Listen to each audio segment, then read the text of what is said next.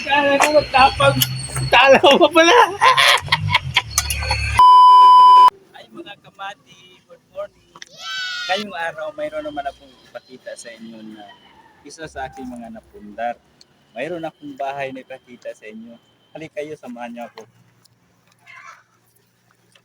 Tcharan! Ito yung bahay, kahit na maliit, at least mayroon napundar. Totoong tao talaga nakatira dito mga kamadi. Tingnan natin. Charan! Yan. Ano yung sabi mo? Ito yung sinabi ko na totoong taong nakatira. Ay, sabi mo, anak ka ng kagang laki.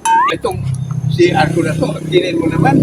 Alam mo ba, ang laki-laking gastos ko dito, 500,000 ang gasto ko dito. Hindi pa tapos. Aircon ko Hindi na wala pang budget. Na ngayon, ang kunin mo naman.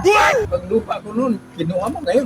Itong si Arko, kunin mo naman. Hindi man yan sa'yo, akin na yan.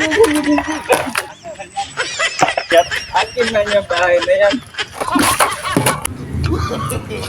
Hindi na yan.